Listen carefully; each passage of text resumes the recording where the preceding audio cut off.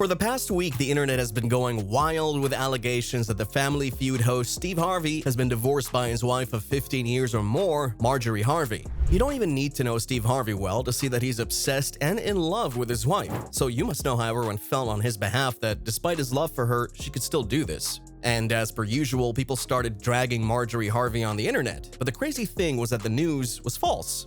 Still, everyone immediately believed it, and the question is, why? Why didn't people confirm the story first? Why did they directly eat it up?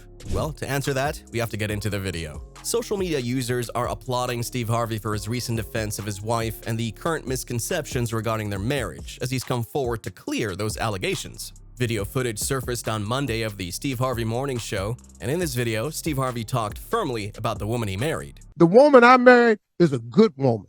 She the best thing ever happened to me. She's God-fearing, she's loyal, she's faithful, and she's a kind and loving person. He didn't stop there. He also shut down the rumors that Marjorie interfered with his previous marriage. I don't care what nobody said. And y'all quit talking about she was in my other marriage and ruined it. She didn't. She was nowhere around that.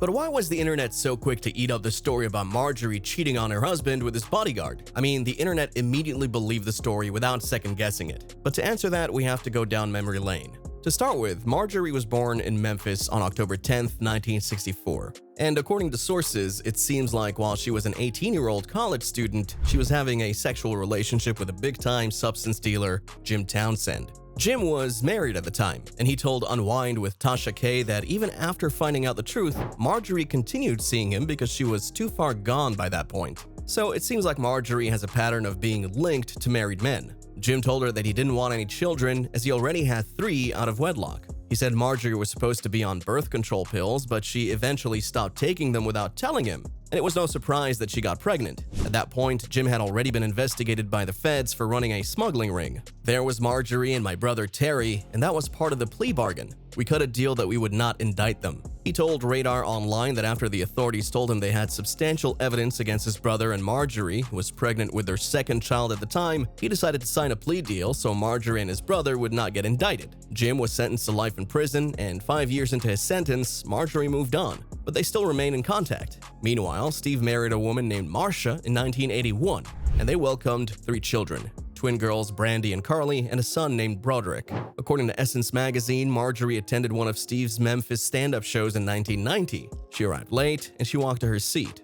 Steve was in shock and could barely speak, but when he did, he said, "I don't know who this is, but I'm gonna marry her." After that stand-up show, Marjorie and Steve started dating, and she just knew he was the one.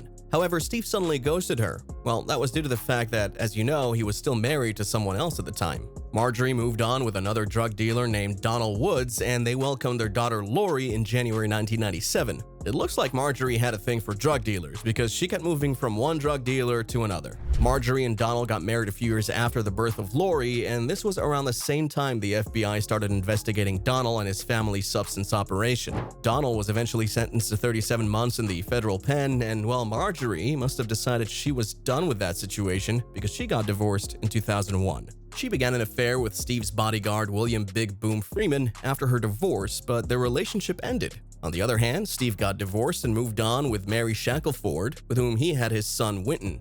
However, their marriage ended in 2005, the same year that Steve reconnected with Marjorie. He made her cut me off. All those 17 years I could call night or day, and she was always there for me. But when she met him, that phone was cut off the next day. He and Marjorie wasted no time because in 2007, the two of them tied the knot. Jim Townsend, Marjorie's first husband, told Radar Online that Steve forced Marjorie to cut off all communication with him a few days after they tied the knot. When people found out about this backstory, they accused Marjorie of ruining Steve's marriage to Mary, and rumors only intensified in 2011 when Steve filed a lawsuit against Mary, saying she was the reason he failed to secure a talk show backed by Oprah Winfrey. Mary hopped on YouTube to air her opinion, and in 3 separate YouTube videos, Mary called Steve a serial cheater. Mary even claimed that Marjorie would call their marital home back when she and Steve were still married. And I said, how on earth did you get this number? How would you know to even call here?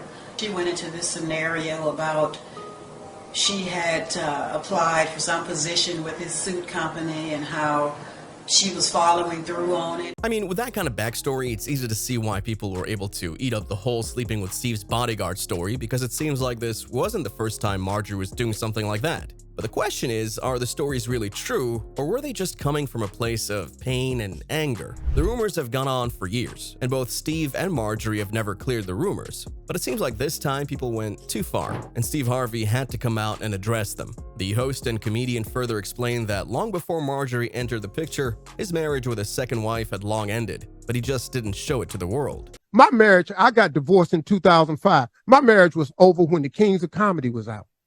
Y'all ain't know that though, did you? It was over then. It wasn't worth a quarter then.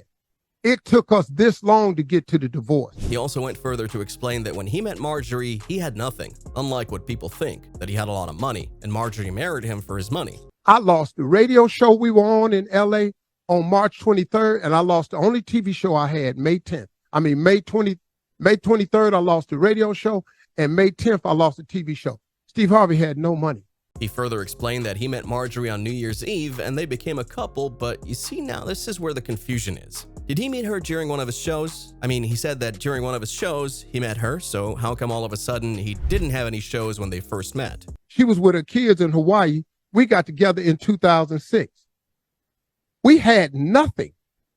She didn't marry into no lap of riches.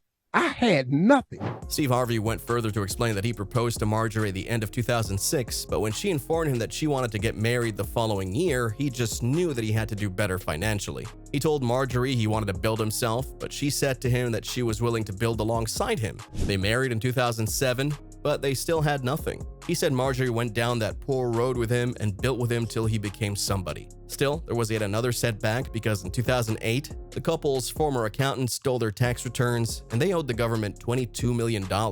But then guess what? She stayed with me in that. Then guess what? In 2009, I got Family Feud. In 2009, the book came out. In 2012, the talk show came out. I'm telling you, this woman got in the hole and built this with me. She didn't steal nothing. Harvey ended his statement by saying that Marjorie Harvey was the best thing that ever happened to him and the best woman he ever met. He also added that he was tired of the negative reports and remarks attempting to ruin their union. But don't worry about it because it ain't working. Because all we are now, we are a tighter two-handed circle. Thank you for doing that. And you're not going to split us up. And we're not going nowhere. And she is none of what you said she is. And she the best chick I know. Now I'm defending her. Well, it's a good thing Steve Harvey decided to come out and clear the air, but it's just that some of the stories don't add up. Like, how could he not have any shows when he met Marjorie, but he supposedly told her he would marry her during one of his shows? Anyway, tell me what you think. Leave your thoughts down in the comments.